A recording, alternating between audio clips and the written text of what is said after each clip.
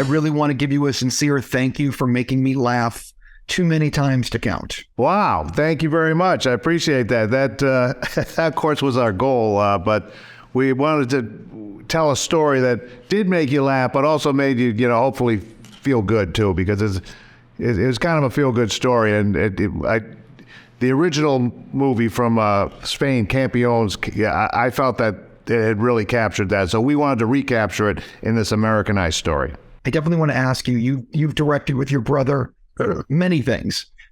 If someone has actually never seen anything you've directed, not counting Champions, what is the first thing you want them watching and why? Boy, that's a good question.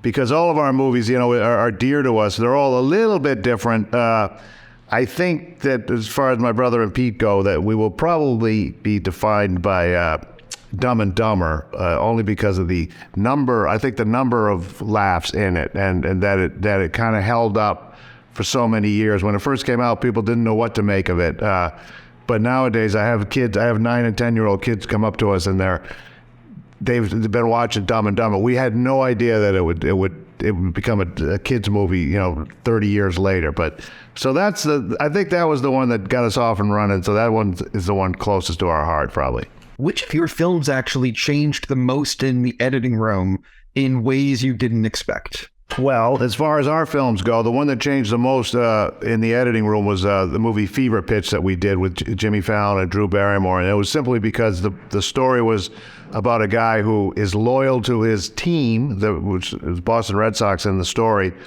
even though they break his heart every year. And while we were filming the movie, lo and behold, the Red Sox, who never won the World Series that year. So we had to completely change the dynamics of what the end happens at the end. It sort of became the more traditional Hollywood ending where, everyone wins and it's a happy ending and all that. But it wasn't intended to be. So that one was a bit challenging. But they're all fun in the editing room. You can tweak it a lot of different ways, but it's always about.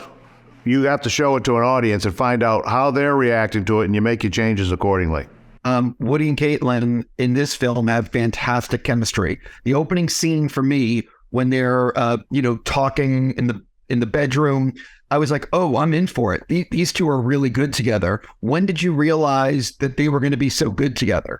Well, I think the thing that blew me away is I knew Woody. I've known him for a long time, and we've worked with him before. I always loved Kaitlin Olson, mainly from her TV show Always Sunny in Philadelphia, but she plays a completely different character, Sweet D.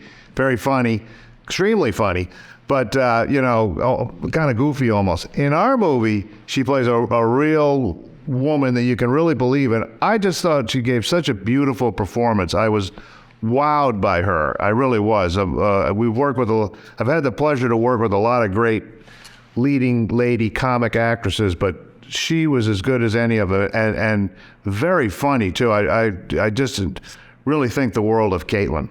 Yeah, no, I really sincerely think that the two of them together were fantastic. That was a big key ingredient of the movie. You wanted to have that love story behind it, so that there's different layers to the movie, and that was part of Woody's arc too, is that he was a guy who was too lost in X's and O's and being a basketball coach and not thinking about people. I think Ernie Hudson's character points that out to him early on. He says, you got to learn to read people. You got to pay more attention to that as a coach. And so over the course of the movie, by meeting her and getting to coach the friends, he becomes a much better person, and that makes him a better coach.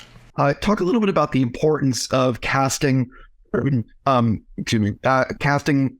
disabled actors to play these roles.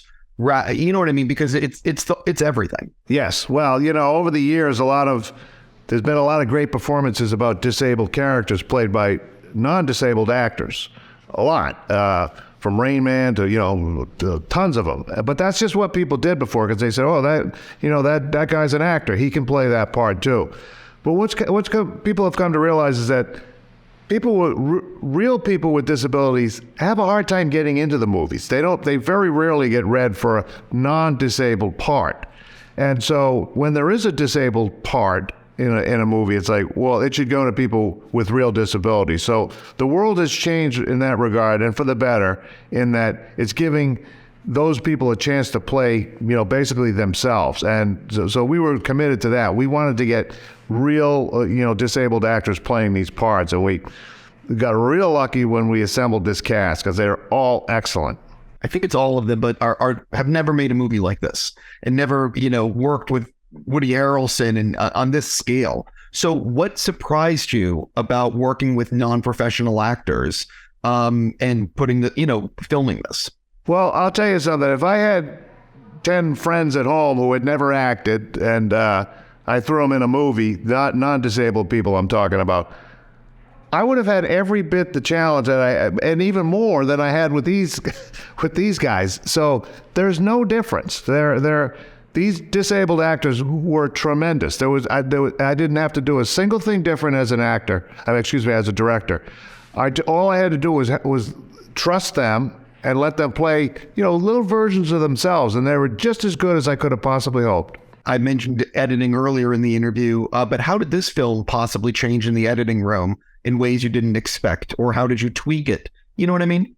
Yes, that's a good question. There's a lot of ways that a movie gets tweaked in the editing room. I think with this one, the thing that we worked on a lot is placing in music, key music where needed, and we had a great composer in Michael Franti, and he really drove the story in spots about just basically how Marcus's character was feeling or should have been feeling at a particular time. And so that's always a thing that you find in the editing room, is where to place the music, where to maybe leave out music and that sort of thing. So it's an inexact science, but you learn as you go.